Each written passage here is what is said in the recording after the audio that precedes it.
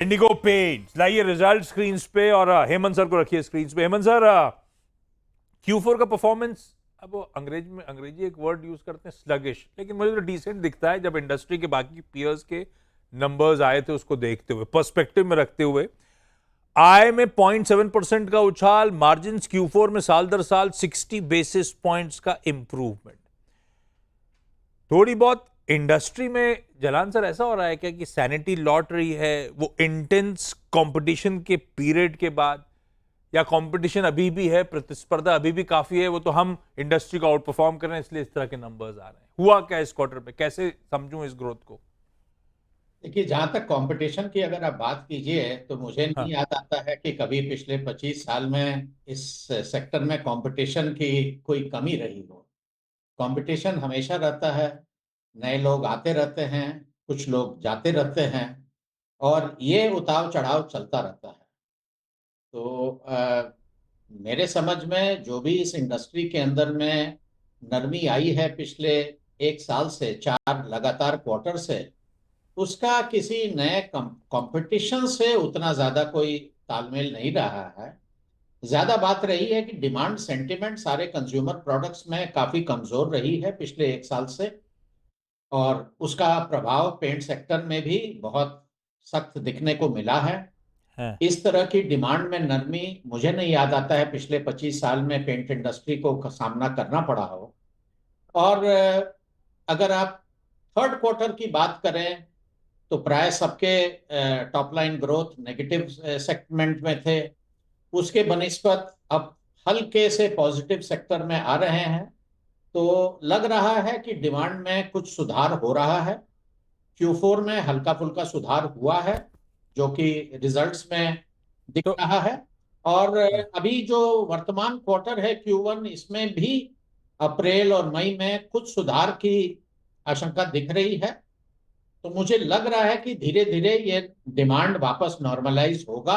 तो वो हाँ, तो हेमंत सर, वो आपकी रिलीज प्रेजेंटेशन ब्यूटीफुली यही बात कह रहा था मैनेजमेंट कमेंट्री के तौर पे कि Q4 में साइंस ऑफ इंप्रूवमेंट, और इवन Q1 जो करंट क्वार्टर अंडरवे है उसमें भी इंप्रूवमेंट का सिलसिला कंटिन्यू कर रहा है, और Q2 तक डिमांड पूरी तरह से पटरी पे आ जाएगी।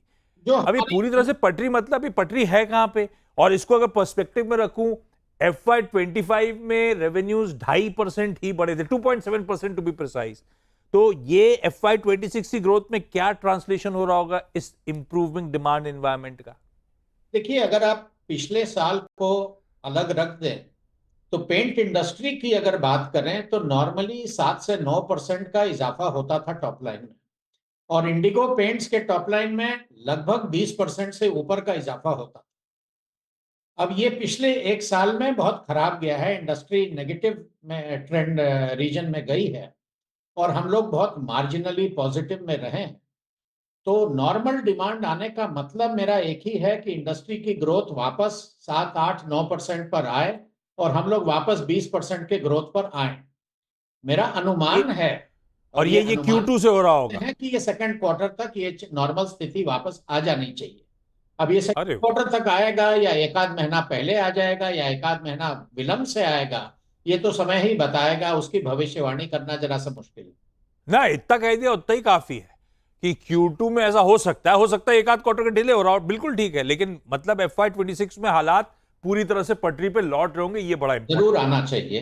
अच्छा अच्छा, ये आपने सही कहा, आप लोग कंसिस्टेंटली इंडस्ट्री ग्रोथ को आउट परफॉर्म कर रहे हो। इवन Q4 में इंडस्ट्री डी ग्रो करी थी स्लाइटली और आपने ग्रोथ दिखाई, इसलिए मैंने कहा था मेरे हिसाब से तो डिसेंट परफॉर्मेंस आया है, आपने फिर आउट परफॉर्म करा इंडस्ट्री को। तो फिर over a period of time ये ट्रेंड चल ही रहा है, किस तरह का मार्केट शेयर FY25 में आपने इवेंचुअली गेन किया, और इस समय अब इंडिगो पेंट्स का डेकोरेटिव मार्केट शेयर कहां खड़ा है? अभी अगर आप अनुमान लगाइए तो 60,000 करोड़ की इंडस्ट्री है।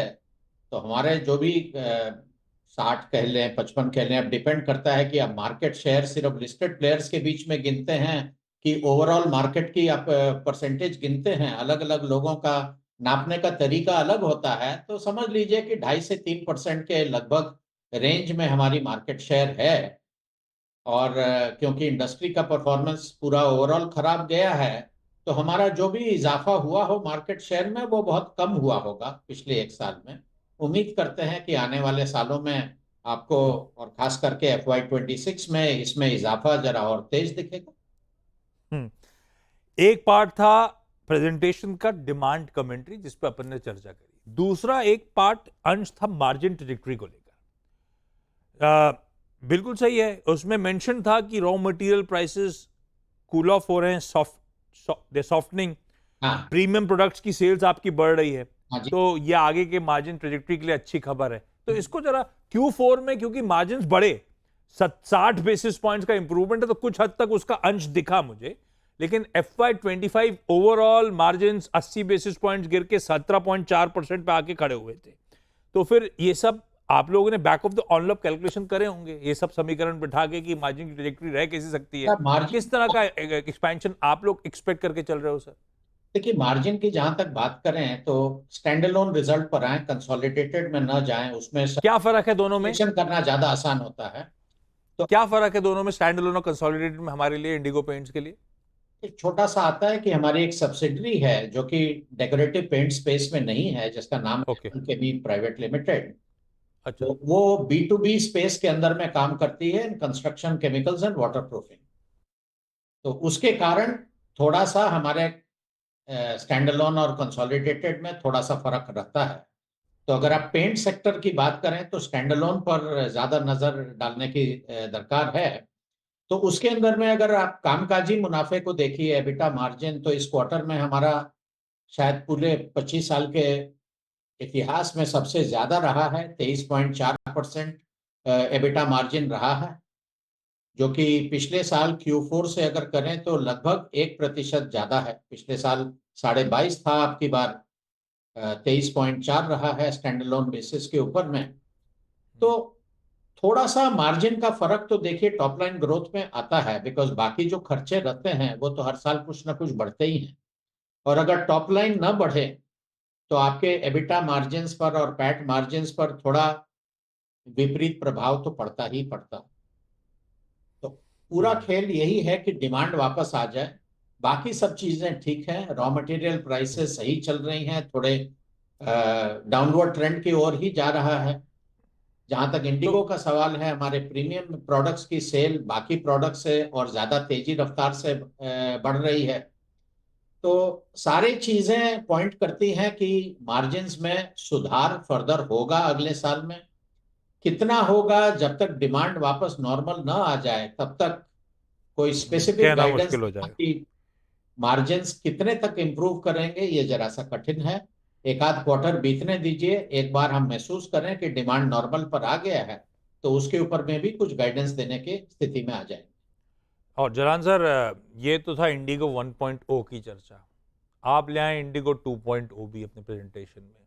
खैर वो 2.0 strategy basically geographical expansion, capacity expansion, innovation वगैरह पे फोकस। जोधपुर प्लांट का क्या अपडेट है, कब तक कमीशन करने की तैयारी है सर? और दूसरा, मेरे ख्याल से वो एक्सपेंशन में नॉन डेकोरेटिव की तरफ बढ़ने की तैयारी थी, वो कंस्ट्रक्शन केमिकल्स पे तवज्जो देने की तैयारी थी, क्या अपडेट्स हैं उसको लेकर? एक्सपेंशन में, कैपेसिटी एक्सपेंशन में कोई नॉन डेकोरेटिव के अंदर में कोई विशेष कैपेसिटी एक्सपेंशन की कोई प्रयोजन नहीं था। डेकोरेटिव नॉन पेंट्स की डेकोरेटिव ही पे तवज्जो देना कैपेसिटी रेवेन्यू है। मिक्स में, मॉडर्न, मैं कह रहा था नॉन डेकोरेटिव को तवज्जो देना रेवेन्यू मिक्स के तौर पे, तो उसमें शायद कंस्ट्रक्शन केमिकल्स को तूल देने की तैयारी थी।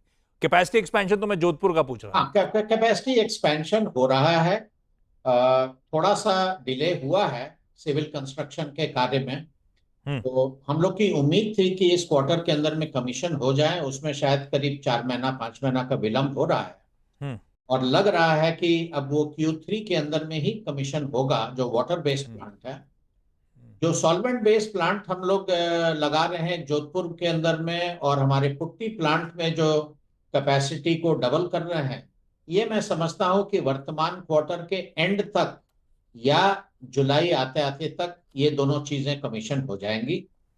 बट इसका सेल से कोई बहुत ज्यादा तालमेल नहीं रहता है, क्योंकि ये एक इंडस्ट्री नहीं है कि आप कैपेसिटी बढ़ा दीजिए और सेल बढ़ जाएगा, ऐसा नहीं होता है, उल्टे दिशा में चलता है।